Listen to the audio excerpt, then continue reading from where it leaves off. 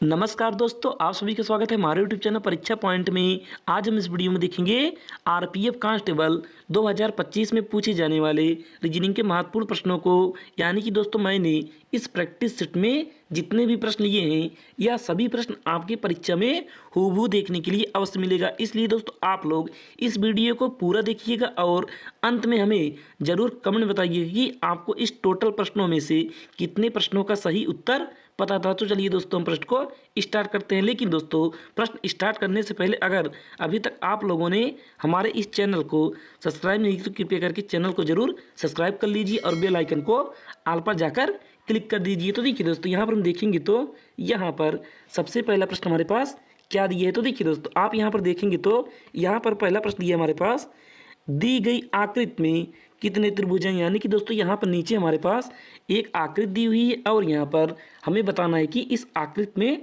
Total त्रिभुजों की संख्या कितनी है। तो देखिए दोस्तों आप यहाँ पर देखेंगे तो आपको यहाँ पर सबसे पहले सबसे बड़ा वाला त्रिभुज यानी कि इस तरीके का एक त्रिभुज दिखाई देगा। तो यहाँ पर दोस्तों इसमें को टोटल कितना होगा, इसमें टोटल त्रिभुजों की संख्या कितनी होगी। तो यहाँ पर एक त्रिभुज यहाँ पर और एक त्रिभुज यहाँ पर और एक त्रिभुज बड़ा वाला, यानी कि इसमें टोटल 3 त्रिभुज बनेगा। उसी प्रकार से यहाँ पर दोस्तों बड़ा वाला में हो गया, यानी कि बड़े वाले में हो गया 3 त्रिभुज। उसके बाद यहाँ पर दोस्तों हम देखेंगे तो यहाँ पर बाएं साइड में 3 त्रिभुज यहाँ पर बनेगा। उसी प्रकार से दाहिने साइड में 3 त्रिभुज यहाँ पर बनेगा। तो यहाँ पर दोस्तों हम टोटल करेंगे तो टोटल कितना आएगा, 3 3 6 3 त्रिका 9, यानी कि इस आकृति में टोटल त्रिभुजों की संख्या होगी 9, जो कि ऑप्शन नंबर सी में दी थी। यानी कि 9 होगा हमारा राइट उत्तर, जो कि ऑप्शन नंबर सी में दिया है। तो ये सी होगा राइट उत्तर। तो फिर चलिए दोस्तों अगर आपको हमारा यह प्रश्न अच्छा लगा तो कृपया करके एक लाइक करिएगा और इस वीडियो को अपने दोस्तों के पास जरूर शेयर करिएगा। अब हम देखते हैं प्रश्न संख्या 2 को। तो देखिए दोस्तों यहाँ पर दूसरा प्रश्न दिया हमारे पास, निम्नलिखित विकल्पों में दिए गए प्रश्न छवि का जल प्रतिबिंब को पहचाने। तो देखिए दोस्तों यहाँ पर हमारे पास कुछ लेटर दिए है और इसका हमें बनाना है जल प्रतिबिंब। तो देखिए दोस्तों आप यहाँ पर जल प्रतिबिंब कहाँ पर बनाएंगे, इसमें जल प्रतिबिंब बनेगा हमारा नीचे, यानी कि यहाँ पर नीचे होगा हमारा जल। तो यहाँ पर हम देखेंगे तो यहाँ पर अब दोस्तों हम यम का जल प्रतिबिंब बनाएंगे तो यहाँ पर बनेगा W। उसके बाद यहाँ पर दोस्तों अब हम ऑप्शन में देखेंगे तो सिर्फ ऑप्शन नंबर सी में, यानी कि ऑप्शन नंबर सी में सिर्फ यहाँ पर W दिया है। इसके बाद ना तो ऑप्शन ए में, ना ही ऑप्शन बी में, ना ही ऑप्शन डी में W दिया है। तो यानी कि दोस्तों यहाँ पर यह तीनों हमारा ऑप्शन गलत हो गया। तो यहाँ पर बचेगा सिर्फ ऑप्शन नंबर सी। तो यही ऑप्शन सी होगा हमारा राइट आंसर। आप दोस्तों ऐसे ही परीक्षाओं में सबसे पहले आप ऑप्शन को पकड़ेंगे और इस तरीके से इस प्रश्नों को ऐसे ही उड़ा देंगे, क्योंकि दोस्तों अगर आप पूरा हल करने बैठ जाएंगे तो आपको परीक्षा में ज़्यादा समय लगेगा और आपको परीक्षा में समय बचाना होता है। इसलिए दोस्तों आप इस तरीके से ऑप्शन को पकड़ेंगे और उसे उड़ा देंगे। उसके बाद अब हम देखते हैं प्रश्न संख्या 3 को। तो देखिए दोस्तों यहाँ पर हम देखेंगे तो यहाँ पर तीसरा प्रश्न दिया हमारे पास, एक विशेष कोड भाषा में TOMATO शब्द को ZUSGZU के रूप में लिखा जाता है। उस भाषा में CITRIC शब्द को कैसे लिखा जाएगा। तो देखिए दोस्तों यहाँ पर हम देखेंगे तो यहाँ पर हमारे पास ऊपर एक शब्द दिया है और इसका कोड दिया है यहाँ पर अगला शब्द। उसी प्रकार से यहाँ पर हमें बताना है कि इस CITRIC का कोड शब्द क्या होगा। तो देखिए दोस्तों आप यहाँ पर देखेंगे तो ऊपर दिया हमारे पास TOMATO। अब इसका लिखेंगे हम सबसे पहले प्लेस वैल्यू। तो देखिए दोस्तों यहाँ पर टी का प्लेस वैल्यू कितना होगा, यहाँ पर टी का प्लेस वैल्यू होगा 20। तो यहाँ पर लिखेंगे हम 20 और प्लेस वैल्यू मतलब होता है दोस्तों टी हमारा वर्णमाला में, यानी कि ABCD में किस स्थान पर टी होगा। तो यहाँ पर दोस्तों टी होगा हमारा 20 नंबर पर। उसके बाद आगे यहाँ पर दिया O, अब O होगा दोस्तों हमारा 15 नंबर पर। उसके बाद आगे यहाँ पर दिया यम होगा हमारा 13 नंबर पर। उसके बाद आगे दिया यहाँ पर ए होगा हमारा 1 नंबर पर। उसके बाद यहाँ पर दिया टी और टी होगा हमारा 20 नंबर पर। उसके बाद आगे यहाँ पर दिया है ओ, और ओ होगा हमारा 15 नंबर पर। उसके बाद दोस्तों अब यहाँ पर हम ZUSGZU का प्लेस वैल्यू लिखेंगे। तो देखिए आप यहाँ पर जानते हैं कि जेड होता है हमारा सबसे अंतिम में और ABCD में टोटल 26 लेटर होता है। तो यहाँ पर दोस्तों जेड होगा हमारा 26 स्थान पर, तो यहाँ पर लिखेंगे हम 26। उसके बाद आगे यहाँ पर दिया यू होगा हमारा 21 स्थान पर यानी कि 21वें पर। उसके बाद यहाँ पर आगे दिया यस होगा 19। उसके बाद यहाँ पर जी होगा यहाँ पर हमारे पास 7। उसके बाद आगे जेड और जेड होगा हमारा 26। उसके बाद आगे यहाँ पर यू और यू होगा 21। अब उसके बाद दोस्तों यहाँ पर हम देखेंगे तो यहाँ पर आप यहाँ पर देखेंगे तो यहाँ पर 20 में अगर हम 6 जोड़ेंगे तो यहाँ पर होगा 26।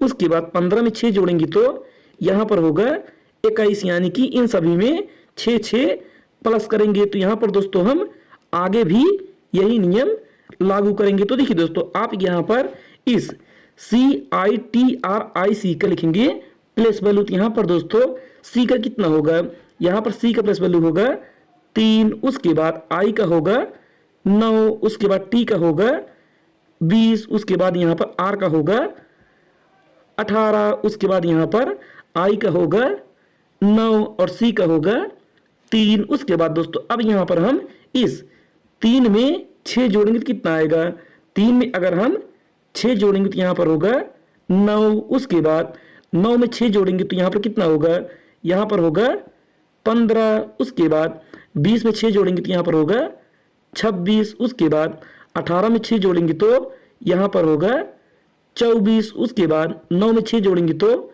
यहाँ पर होगा 15 और यहाँ पर 3 में 6 जोड़ेंगे तो यहाँ पर होगा 9। अब उसके बाद दोस्तों यहाँ पर हम इनका देखेंगे कि इन सभी संख्याओं का प्लेस वैल्यू कितना होगा। तो देखिए आप यहाँ पर जानते हैं कि 9 होगा आई का प्लेस वैल्यू। उसके बाद ओ होगा 15 का, 26 होगा जेड का और 24 होगा हमारा 24 होगा दोस्तों हमारा एक्स का। तो यहाँ पर लिखेंगे हम एक्स। उसके बाद 15 होगा हमारा ओ का और 9 होगा हमारा आई का। तो देखिए दोस्तों अब यहाँ पर हम देखेंगे तो यहाँ पर IOZXOI हमारे किस ऑप्शन दिए। तो यहाँ पर दोस्तों हम देखेंगे तो ऑप्शन नंबर ए में, यानी कि ऑप्शन नंबर ए में यही सभी लेटर दिया है। तो यही ऑप्शन ए होगा हमारा करेक्ट उत्तर। तो फिर चलिए दोस्तों अब हम देखते हैं प्रश्न संख्या 4 को। तो देखिए यहाँ पर चौथा प्रश्न दिया हमारे पास एक ही पासे की, यहाँ पर चौथा प्रश्न दिया दोस्तों हमारे पास एक ही पासे की 3 अलग अलग स्थितियां दिखाई गई हैं।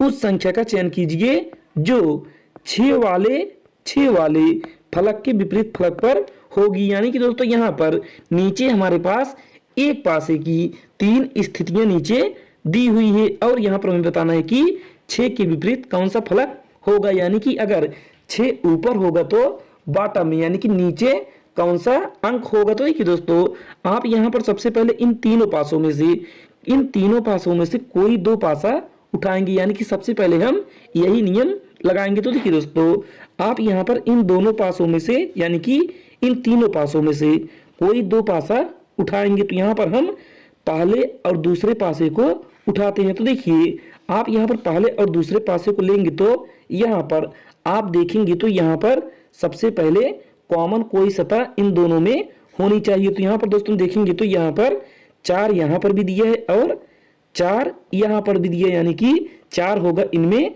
कॉमन। तो इस दोस्तों हम इस 4 को पकड़ेंगे और घड़ी की दिशा में इस तरीके से घुमाएंगे। तो यहाँ पर भी 4 को पकड़ेंगे और घड़ी की दिशा में इस तरीके से घुमाएंगे। तो देखिए दोस्तों अब यहाँ पर हम देखेंगे तो यहाँ पर 4 दिया है तो यहाँ पर लिखेंगे हम 4। उसके बाद 4 के बाद आएगा 3 तो यहाँ पर लिखेंगे हम 3। उसके बाद 3 के बाद आएगा 2 तो यहाँ पर लिखेंगे हम 2। अब उसके बाद यहाँ पर दोस्तों हम 4 के बाद आएगा 5 तो यहाँ पर लिखेंगे हम 4। उसके बाद 5 और 5 के बाद 6 तो यहाँ पर लिखेंगे हम 6। अब उसके बाद दोस्तों यहाँ पर हम देखेंगे तो यहाँ पर 2 के विपरीत होगा 6 और 6 के विपरीत होगा 2। तो यही दोस्तों हमसे प्रश्न पूछा है कि यहाँ पर ऊपर प्रश्न पूछा है कि 6 वाले फलक के विपरीत फलक पर कौन सा संख्या होगी। तो देखिए दोस्तों यहाँ पर 6 के विपरीत होगा 1 तो यानी कि 1 होगा हमारा राइट आंसर जो कि ऑप्शन नंबर डी में दी थी, डी होगा करेक्ट उत्तर। तो फिर चलिए अब हम देखते हैं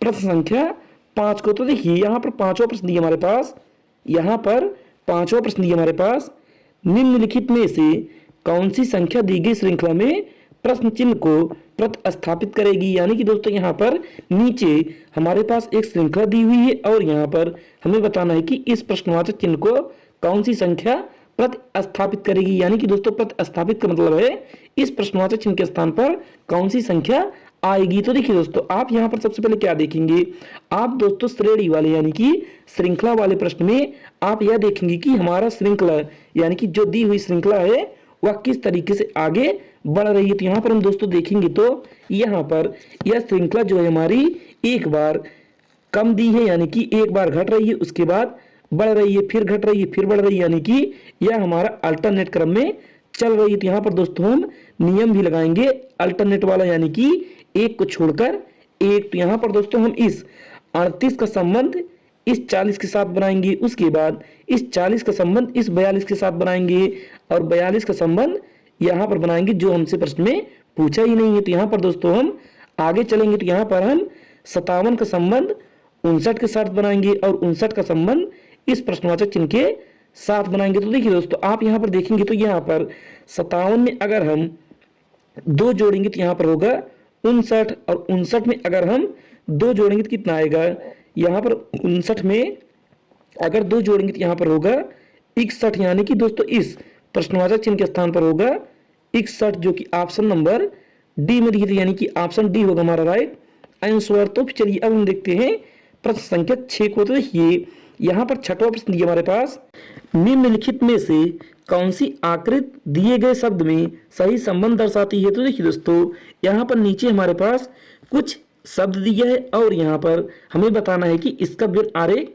कैसा बनेगा। तो देखिए दोस्तों आप यहाँ पर देखेंगे तो यहाँ पर सबसे पहला शब्द दिया हमारे पास धातु। यहाँ पर हम बनाएंगे सबसे पहले धातु का डायग्राम। तो यहाँ पर हो गया दोस्तों हमारा धातु। उसके बाद आगे यहाँ पर देखेंगे तो यहाँ पर दिया है लोहा। अब उसके बाद दोस्तों लोहा का बिन आरेख बनाने से पहले हम यह देखेंगे कि इस लोहा का संबंध इस धातु के साथ है कि नहीं। तो यहाँ पर दोस्तों लोहा का संबंध धातु के साथ होगा, क्योंकि दोस्तों सभी जितने भी लोहा होंगे वह सभी धातु के अंदर आएंगे। तो यहाँ पर दोस्तों धातु के अंदर होगा लोहा। उसके बाद आगे यहाँ पर दिया हमारे पास क्लोरीन। तो यहाँ पर दोस्तों आगे दिया है क्लोरीन। अब यहाँ पर दोस्तों हम क्लोरीन का व्यंग्य आरेख बनाने से पहले यह देखेंगे कि इसका संबंध इस लोहा के साथ है कि नहीं या फिर इस धातु के साथ है कि नहीं। तो यहाँ पर दोस्तों जितने भी यानी कि यहाँ पर जो क्लोरीन दिया है, क्लोरीन हमारा एक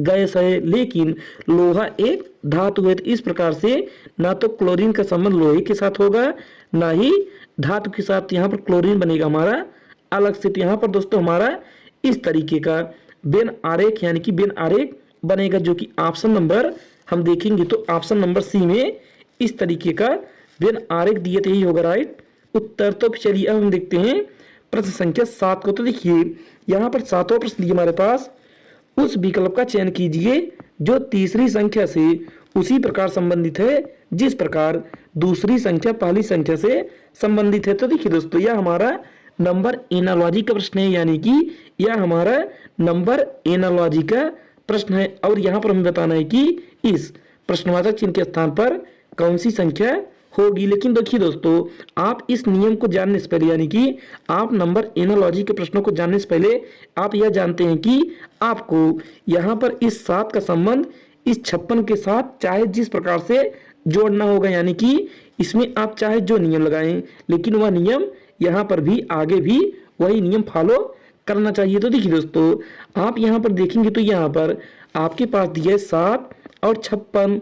आप इस 7 में ऐसा क्या करें कि यहाँ पर 56 प्राप्त हो जाए। यहाँ पर दोस्तों हम इस 7 में अगर 8 का गुणा करेंगे तो यहाँ पर 7 में 8 का गुणा करेंगे तो यहाँ पर होगा 56। लेकिन दोस्तों यहाँ पर 11 में अगर हम 8 का गुणा करेंगे तो यहाँ पर होगा 88। लेकिन हमारे किसी भी ऑप्शन में 88 नहीं दी है, तो यहाँ से दोस्तों हमारा यह नियम नहीं लागू होगा। तो यहाँ पर हम अब क्या नियम लगाएंगे दोस्तों, यहाँ पर हम इस 7 का करेंगे स्क्वायर, तो 7 का स्क्वायर करेंगे तो यहाँ पर होगा 49। अब उसके बाद इसी 7 को हम जोड़ देंगे तो यहाँ पर कितना आएगा, 49 में 7 जोड़ेंगे तो यहाँ पर होगा 56, जो कि यहाँ पर दिया है। उसी प्रकार से अब यहाँ पर हम 11 का करेंगे स्क्वायर, तो 11 का स्क्वायर कितना होगा, 11 का स्क्वायर होगा 121, और उस 121 में हम 11 जोड़ेंगे तो यहाँ पर होगा 132, यानी कि दोस्तों इस प्रश्नवाचक चिन्ह के स्थान पर होगा 132, जो कि ऑप्शन नंबर ए में दी थी, ये होगा राइट उत्तर। तो चलिए अब हम देखते हैं प्रश्न संख्या 8 को। तो देखिए यहाँ पर 8वां प्रश्न दिया हमारे पास, दी गई श्रृंखला में प्रश्न चिन्ह के स्थान पर क्या आना चाहिए, यानी कि दोस्तों यहाँ पर नीचे हमारे पास एक श्रृंखला दी हुई है और यहाँ पर हमें बताना है कि इस प्रश्नवाचक चिन्ह के स्थान पर कौन सी संख्या होगी। तो देखिए आप यहाँ पर सबसे पहले इस श्रृंखला में देखेंगे तो यह श्रृंखला हमारी धीमे धीमे से आगे बढ़ रही है। तो यहाँ पर दोस्तों हम लगाएंगे प्लस का नियम। अगर श्रृंखला हमारी तेजी से आगे बढ़ती तो वहां पर लगाते हैं हम गुणे का नियम, और अगर श्रृंखला हमारी अचानक से आगे बढ़ती तो वहां पर हम क्यूब या फिर स्क्वायर करते। लेकिन दोस्तों यहाँ पर श्रृंखला हमारी धीमे धीमे से आगे बढ़ रही है तो यहाँ पर लगाएंगे हम प्लस का नियम। तो देखिए आप यहाँ पर इस 11 में कितना जोड़े कि यहाँ पर 14 प्राप्त हो जाए। तो यहाँ पर हम 11 में 3 जोड़ेंगे तो यहाँ पर होगा 14। उसके बाद 14 में अगर हम 6 जोड़ेंगे तो यहाँ पर होगा 20। उसके बाद 20 में अगर हम 9 जोड़ेंगे तो यहाँ पर होगा 29। उसके बाद 29 में अगर हम 12 जोड़ेंगे तो यहाँ पर होगा 41। अब दोस्तों यहाँ पर हम 41 में कितना जोड़ेंगे, तो यहाँ पर हम देखेंगे तो यहाँ पर 3 का गैप दिया है, तो यहाँ पर भी हम दोस्तों अब 12 में 3 जोड़ेंगे तो यहाँ पर होगा 15, और 41 में 15 जोड़ेंगे तो यहाँ पर होगा 56, यानी कि इस प्रश्नवाचक चिन्ह के स्थान पर होगा 56, जो कि ऑप्शन नंबर बी में दी थी, बी होगा राइट उत्तर। तो चलिए दोस्तों अब हम देखते हैं प्रश्न संख्या 9 को। तो देखिए यहाँ पर 9वां प्रश्न दिया हमारे पास, यदि प्लस और माइनस यानी कि धन और ऋण को आपस में बदल दिया जाए तथा गुणा और भाग को आपस में बदल दिया जाए तो निम्नलिखित समीकरण में प्रश्न चिन्ह के स्थान पर क्या आएगा। यानी कि दोस्तों यहाँ पर हमारे पास नीचे एक समीकरण दिया है और यहाँ पर हमें बताना है कि इस प्रश्नवाचक चिन्ह के स्थान पर कौन सी संख्या होगी। लेकिन दोस्तों आप कैसे बताएंगे, आप दोस्तों यहाँ पर देखेंगे तो यहाँ पर जो हमारे पास यहाँ पर माइनस गुणा भाग प्लस दिया है, इन सभी को ऊपर वाले दिए गए प्रश्न के अनुसार हमें बदलना है, यानी कि दोस्तों यहाँ पर इसका हमें स्थानांतरण करना है। तो देखिए दोस्तों आप यहाँ पर सबसे पहले लिखेंगे 32, तो यहाँ पर लिखेंगे हम सबसे पहले 32। उसके बाद यहाँ पर दिया माइनस और माइनस के स्थान पर लिखेंगे हम प्लस यानी कि जोड़, तो यहाँ पर करेंगे प्लस 512। उसके बाद यहाँ पर आगे दिए दोस्तों गुणा, तो यहाँ पर हम आगे ऊपर देखेंगे तो गुणे के स्थान पर करेंगे हम भागे 64। उसके बाद यहाँ पर दोस्तों भाग दिया है तो यहाँ पर करेंगे हम गुणे 8 और यहाँ पर प्लस है तो माइनस 64। अब उसके बाद दोस्तों यहाँ पर इसे हल करेंगे तो यहाँ पर कितना होगा, 64 से काटेंगे 512 को तो यह जाएगा 8 बार में। उसके बाद 8 का गुणा 8 में करेंगे तो यहाँ पर होगा दोस्तों हमारा 8 का गुणा 8 में करेंगे तो यहाँ पर आएगा 64 और यहाँ पर माइनस 64 और यहाँ पर प्लस 32। अब उसके बाद दोस्तों यहाँ पर हम देखेंगे तो यहाँ पर 64 से 64 कट जाएगा क्योंकि दोस्तों प्लस और माइनस आपस में कट जाते हैं, तो यहाँ पर सिर्फ बचेगा हमारे पास 32। यानी कि दोस्तों यहाँ पर इस प्रश्नवाचक चिन्ह के स्थान पर होगा 32 हमारा राइट आंसर, जो कि ऑप्शन नंबर डी में दी थी, डी होगा करेक्ट उत्तर। तो चलिए अब हम देखते हैं प्रश्न संख्या 10 को। तो देखिए यहाँ पर 10वां प्रश्न दिया हमारा कथन और निष्कर्ष, यानी कि कथन और निष्कर्ष का प्रश्न। तो देखिए दोस्तों यहाँ पर हम देखेंगे तो यहाँ पर सबसे पहला कथन दिया है हमारे पास, कुछ शहर कस्बे हैं, तो यहाँ पर हम बनाएंगे कुछ शहर को दर्शाएंगे यस से, और कुछ शहर कस्बे हैं तो कस्बे को दर्शाएंगे हम के से। उसके बाद यहाँ पर हम दूसरा कथन देखेंगे तो यहाँ पर दूसरा कथन दिया हमारे पास सभी कस्बे राज्य हैं, तो यहाँ पर दोस्तों सभी कस्बे राज्य हैं तो राज्य को बनाएंगे हम आर से। उसके बाद यहाँ पर तीसरा कथन दिया हमारे पास कुछ राज्य महाद्वीप हैं, यानी कि कुछ राज्य महाद्वीप हैं। तो यहाँ पर दोस्तों राज्य यहाँ पर है तो कुछ राज्य महाद्वीप हैं, तो महाद्वीप को बनाएंगे हम यम से। उसके बाद अब यहाँ पर निष्कर्ष देखेंगे तो यहाँ पर पहला निष्कर्ष दिया हमारे पास कुछ शहर राज्य हैं। तो यहाँ पर हम देखेंगे तो यहाँ पर कुछ शहर राज्य हैं। तो यहाँ से हमारा पहला निष्कर्ष सही हो गया। उसके बाद दूसरा निष्कर्ष देखेंगे तो यहाँ पर दिया है कुछ महाद्वीप कस्बे हैं। तो यहाँ पर हम देखेंगे तो यहाँ पर महाद्वीप है और यहाँ पर कस्बे हैं। तो यहाँ से हमारा दूसरा निष्कर्ष गलत हो गया, क्योंकि यहाँ पर दोस्तों यह फॉलो नहीं करेगा। तो यहाँ पर दोस्तों सिर्फ ऑप्शन ए यानी कि निष्कर्ष एक होगा हमारा राइट, जो कि ऑप्शन नंबर दोस्तों ए में दिया, यानी कि केवल निष्कर्ष एक अनुसरण करता है, यानी कि यही होगा राइट उत्तर। तो यही होगा ऑप्शन ए हमारा करेक्ट आंसर। तो फिर चलिए दोस्तों, अगर आपको हमारा सभी प्रश्न अच्छा लगा तो कृपया करके सबसे पहले आप सभी भाइयों बहनों को अनुरोध है कि आप हमारे इस चैनल को सब्सक्राइब कर लीजिए और बेल आइकन को ऑल पर जाकर क्लिक कर दीजिए, क्योंकि दोस्तों मैं डेली इसी समय इस चैनल पर ऐसे ही बेस्ट टिप्स लेकर आता रहता हूं। और दोस्तों आपको वीडियो अच्छी लगी तो लाइक करिएगा और चैनल को शेयर करिएगा, यानी कि चैनल को या फिर वीडियो को जरूर शेयर करिएगा। आज के लिए बस नहीं,